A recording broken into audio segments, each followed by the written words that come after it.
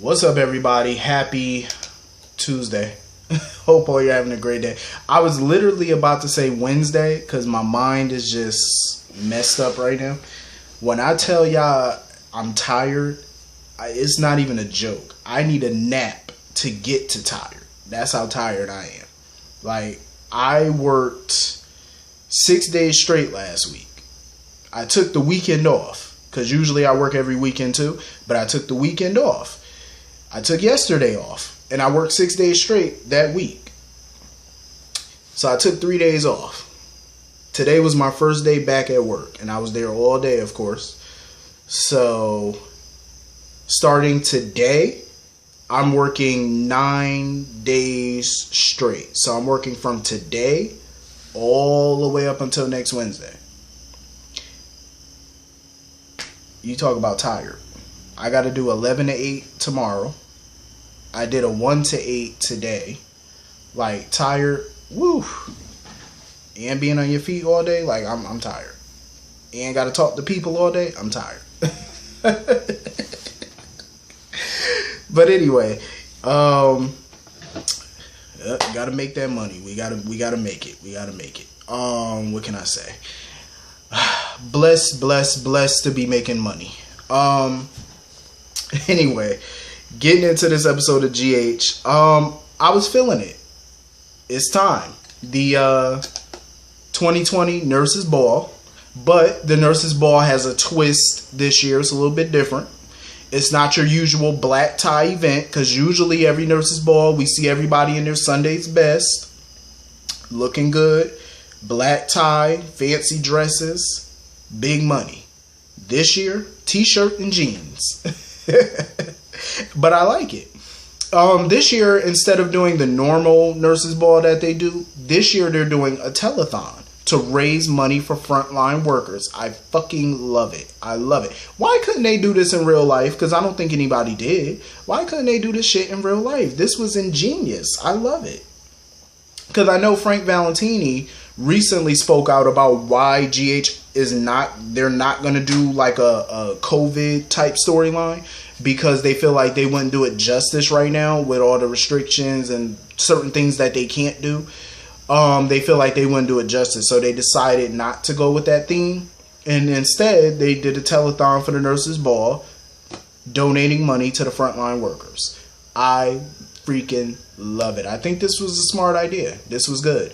And clearly, this is not what they were originally going to do with the Nurses Ball, but, you know, they tweaked it before they came back and decided to do this. And I think it was brilliant. You know, instead of everybody getting all dressed up, everybody came with their volunteer t-shirt on, their Nurses Ball volunteer shirt on, some jeans, very casual, ready to work the phone lines and put out performances. And they're still going to do performances, but this time they're going to work the phone lines as well, instead of just sitting in the audience drinking champagne.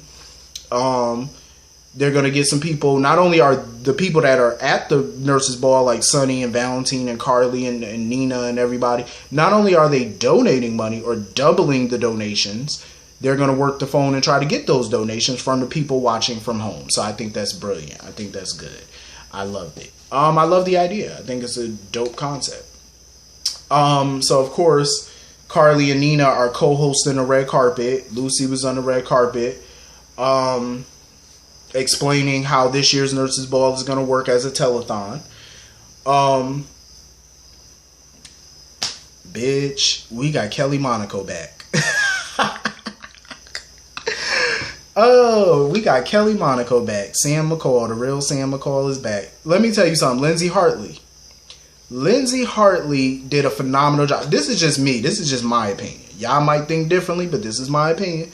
Lindsay Hartley did an amazing job as Sam. She really did, because I felt like she brought new energy to the character. She breathed fresh air into the character. A new life was breathed into that character when Lindsay played it. No shade to Kelly Monaco, because I love Kelly Monaco, but I feel like they need to bring Lindsay Hartley back on as a new character.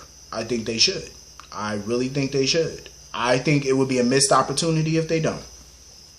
You know what y'all got to get that I just bought from Walmart? Febreze. And no, this is not an ad. Febreze is not paying me, but I love this shit. Febreze Apple. This is fresh spiced apple Febreze. I freaking love it. And I also got this because, you know, I love the fall. So I had to get this one. I also had to get the Harvest Pumpkin Febreze. My whole house smells like fresh spiced apple right now. Fresh spiced. So good. Anyway, where was I? So yeah, Kelly Monaco's back, my boo. She was with Jason or whatever, basically telling Jason, you know, stay his ass in the hospital because you know how Jason is. He don't like hospitals and he's prone to leaving. And she basically told him, no, you're going to stay at the hospital. She warned him, don't try to get up. But he told her he's going to stay at the hospital, but but if something go down, he was like, I'm getting out this bed. Jason wasn't playing. Jason was like, all right, if something, he said, I'll stay at the hospital, but if something go down, he said, I'm getting up and I'm leaving and I'm coming to the rescue. I don't give a damn. Because you know how Jason is. Jason to the rescue. Always, you know, Captain Save-A-Ho. Always. So anyway, moving on from that. Franco and Liz are having like real just issues. Like Franco was calling Elizabeth. He called Elizabeth. Liz was real, like, she didn't even want to talk to Franco. She was just basically like, yeah, I'm on duty, and hung up on him. I was like, well, goddamn. You ain't no I love you, I'll see you later, just click.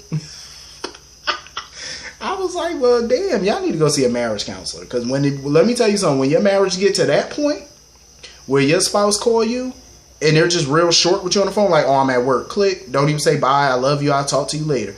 Just click. Goddamn. Your marriage is in trouble. I'm just saying. No. Your marriage is in trouble.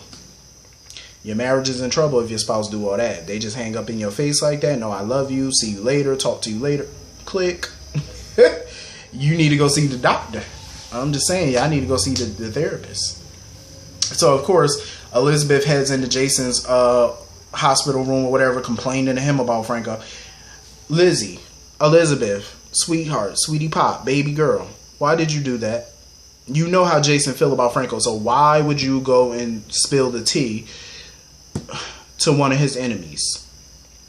Like, I don't think Franco sees Jason as an enemy, but he know Jason don't like him. So why would you go do that? And you spent the better part of a year that Jason came back, even to this day, still trying to convince Jason Franco changed. Now you go and complain to Jason about Franco and the whole portrait reveal, and how she wishes that Franco would leave his past in the past. And of course, Jason started to wonder when she said all that. He was like, Franco plan on going back to the old Franco? Because you know Jason. He was wondering that. That was a big question mark for him. He was like, does he plan on going back to his old ways? Because, you know, Jason wanted to know real quick. But Franco was sitting there blaming Ava as usual. I was like, Elizabeth, know your audience, dear. Know your audience, sweetheart. If you're going to go to Jason, you should have never went to Jason talking about your marital issues. I'm just saying, especially about a food that he don't like. Know your audience, boo. Know your audience. That's some shit that you should have told you. Where her friend at? What's her friend name again? The doctor, Terry, that we never really get to see. That's who she should have been confiding in, not Jason. I'm just saying, that was tacky. Don't do that. So anyway, Michael and Willow, you know, they going to the ball. Michael was pretty much telling Willow she ain't have to go to the ball with him and whatnot. But she wanted to go. You know, it's a good cause, and Willow didn't want to miss it, you know. But she felt like it was important for her to go because it was a good cause. It's for frontline workers. Monica's going to watch Lil Jonah. And yes, I'm still calling him Jonah. I'm not calling him Wiley. She's going to watch Lil Jonah. I'm glad, you know, Monica get to hang out with her great-grandson. You know, that's cool. You get to bond with him and whatnot. So anyway, moving on from that. Valentine showed up to the red carpet. He done showed up talking about he doubling his donation. He talking about Deception will be matching all donations. Did he run that by Lucy first? I'm just saying, like, did he talk to Lucy, Sasha, Maxie about that? That you're, you know, doing all those donations on behalf of the company? Like, I'm just saying. Even though he's the one writing the checks, I'm just saying, it would be nice to involve the partners in your decision to double donations on company money. even though it's his money, but still. So anyway, Sonny showed up, and of course, Sonny got to play King Dingaling like he always do, and try to beat somebody. Talking about he gonna match Valentine's donation, basically. Talking about he's ready to double donations, but he's ready to double donations in Stone and Robin's honor. So I gotta respect him for that. He always looking out for Stone and Robin. So that's pretty cool. So anyway, Franco, he showed up to the event and everybody asking him about what happened at the painting party or whatever, the portrait unveiling. And he was basically like, it didn't go as planned. Yeah, that's one way of putting it. But Ava sitting there talking about something, she was happy to be his subject or whatever. I wouldn't be surprised if they start knocking the boots, Ava and Franco. I wouldn't be shocked. And then, of course, Brooklyn shows up to the event. Ned and Olivia show up right behind her. And, of course, Olivia had to warn Ned. She was like, yeah, don't start no mess up in here. She had to warn her husband. She said, yeah, you're not about to embarrass me tonight. Do not start no mess. Be nice. Be on your best behavior tonight, or we going to have issues at home. She didn't say all that, but I'm paraphrasing. So she was like, yeah, we're going to have problems at home if you don't get it together. Ned had to let her know. He was like, I'm chill. He was like, I ain't going to air out my dirty laundry in public. Because he was like, basically at the end of the day, the nurses' ball is not about the Quartermains. It's not about their issues. It's not about his problem with Brooklyn. It's about frontline workers. It's about people in need. It's about, bringing awareness to HIV and all that. And it's about good causes. That's what it's about. It's about charity. That's what it's about. It ain't about your personal life, your personal relationships. All of that you could take care of tomorrow. This is about charity, and it's about doing good for people. That's what this is about, period. So anyway, Brooklyn sitting there gloating, talking about she's about to drop a new song or whatever. She got a debut in a new song. And Dustin and Lulu had to quickly remind her, yeah, you're debuting a new song, but don't forget Dustin co-wrote said song. So don't try to sit there and take all the credit, because you know how Brooklyn is. Trying to take all the credit when you ain't do that song yourself. And Lulu quick to let her know. So of course, Nicholas had to let Lulu know that her big ass mouth done messed up all his plans, because thanks to her big mouth, Ava knows all the tea about what him and Spencer were up to. And Lulu don't care. Lulu ain't apologetic. She don't give a damn if she messed up his little secret operation or whatever. She don't care. At the end of the day, you shouldn't have used the child in your plot. Should have never did that. Period. And Robert showed up to the event, and Nina was asking him, interviewing him or whatever, asking him basically what the event meant to him. And he talked about Robin, of course, and how the telethon is basically a great idea for frontline workers, which it is. I think it's brilliant. Sam, of course, showed up with Spinelli as her date, and Carly was of course happy to see Spinelli because he set up the phones or whatever for their telethon. Because I'm guessing he's the only one who knows how to work a phone. Jordan showed up. I'm surprised she didn't show up with Cyrus instead of Curtis. Shocking. That seems to be her boo nowadays, since she's running behind him like a little dog every 5 minutes. So Michael and Willow, of course, showed up, and Sam was talking to Sonny about the whole Chase, Willow, Michael situation, and I am glad Sonny's another one who's not stupid, because he knows damn well Chase and Sasha faked that whole cheating shit. He knows. Sonny ain't stupid. He know it. Carly know it. Finn now knows it. Everybody know. Like, Chase might as well go ahead and just tell Willow the truth. He might as well just tell Willow and Michael the whole truth. We faked it so you can get custody. Most of the people in that damn town already know, because they know how Chase is and they know how Sasha is. They might have not known these people that long, but they know them well enough to know, like, they're good people. And they're not about that life. Like, they're not going to do all that. So y'all might as well just go ahead, shame the devil, and tell the truth. Might as well. Because Sonny was like, he ain't taking that shit at face value. So Spinelli runs into Nell, little crooked ass, backstage. I was surprised Nell was there to do anything charitable. And she's still looking at her little tracking device, trying to monitor baby Wiley. Excuse me, Jonah. I had a slip. So of course, she starts telling Spinelli all the tea about how Shiloh told her all about Peter, about how Peter was a part of the original kidnapping of Drew back in Afghanistan, and that Shiloh was blackmailing him. And at first, Spinelli wasn't trying to believe it because it's Nell, of course, but Nell had to let him know. She was like, "What the hell do I gain by telling you?" I said, that is true.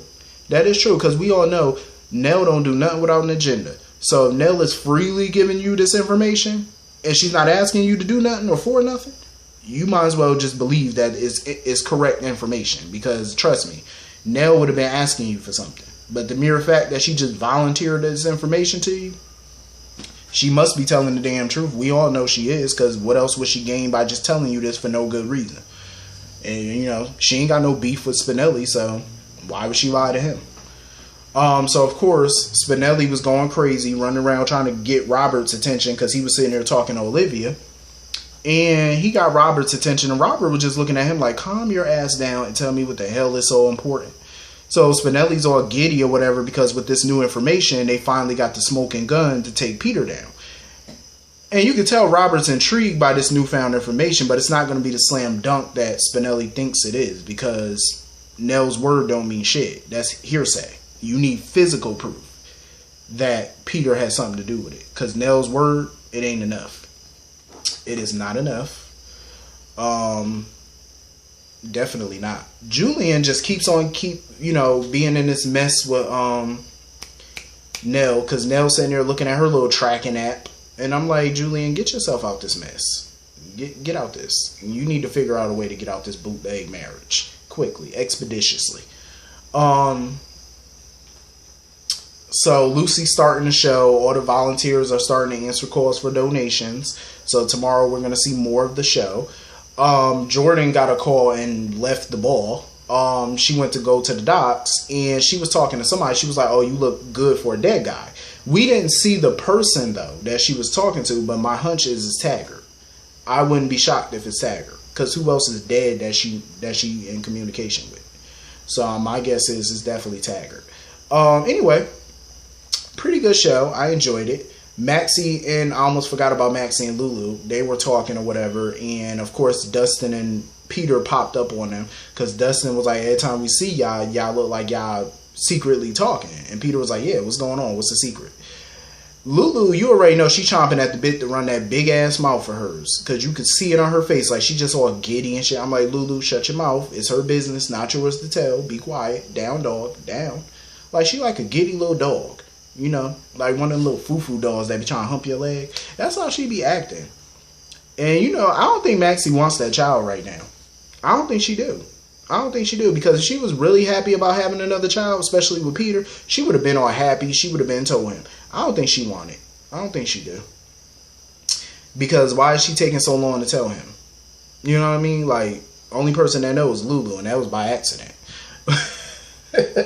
But anyway, this was a good episode, though. Hit the comment section. Let me know what y'all thought about it. I will see y'all all later. Have a good night. Peace.